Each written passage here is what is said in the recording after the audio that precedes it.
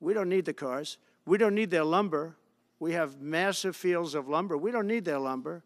We have to unrestrict them because stupid people put, restrictions on, but I can do that with an executive order. We don't need anything they have. We don't need their dairy products. We have more than they have. We don't need anything. So why are we losing $200 billion a year and more to protect Canada? We're the #1 energy exporter to the United States. From British Columbia alone, electricity, petroleum products help fuel the United States. And so it's bizarre to me that we're having this conversation. It is solely to the benefit of China that the United States and Canada are feuding. Now, Brian, what is the mood in Point Roberts with the new old president coming back and the tariffs that he's bringing with him? He's even talking about starting up a new bureaucracy, the External Revenue Service, to collect those tariffs. What will this do to Point Roberts? Well, Bob, as you pointed out, we had a lockdown March 2020 for 20 months, and it devastated the economy of Point Roberts, which to this day has never recovered. We're trying hard, but we're finding that while all of the politicians in both sides of the border, every one of them has said, yes, we agree Point Roberts is unique. Well, if you look up the word unique, it means one of a kind. And one of a kind out of 400 million, give or take, on the US side and 40 million on the Canadian side, that's pretty unique, all right, 440 million to one. And so with this uniqueness, one would think that an intelligent mind would say, you know what, they need a unique solution, which is in fact the case. Are they providing one? Not one iota. It's strictly a military mindset at the border that says one size fits all, and it does not. And the evidence is painfully evident here on the road. I mean, there's just no traffic.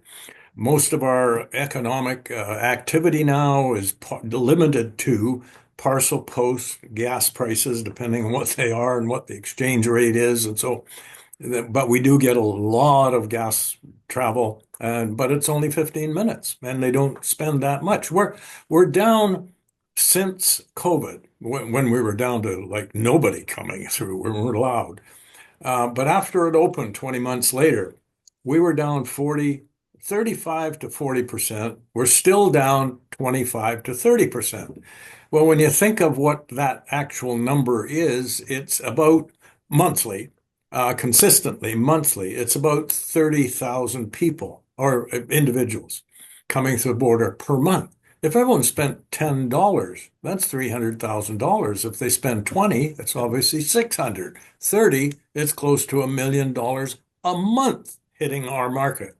So now when you see what the president-elect is proposing a 25% tax on us, that'll be absolutely bring us to a standstill, just like the border was closed, at least economically, like the border 20-month closure on top of never ever recovering since then. And no one is giving up any thought to it, no forethought, no anticipation. Some of the premiers are doing that now, and I think your premier of BC, Eby, has said he's part of the thought process that says we'll have to retaliate if that in fact comes into effect.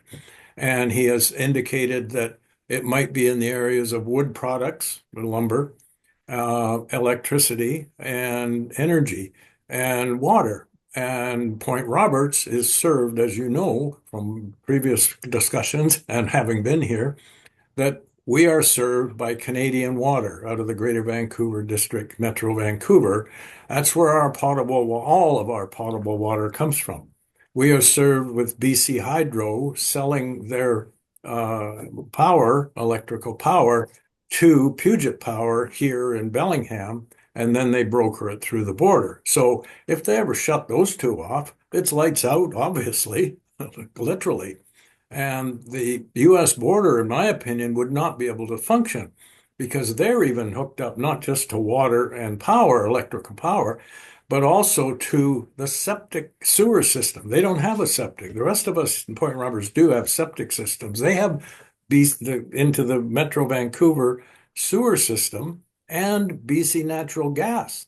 So if all of those were shut down, God forbid, they'd be basically not able to function.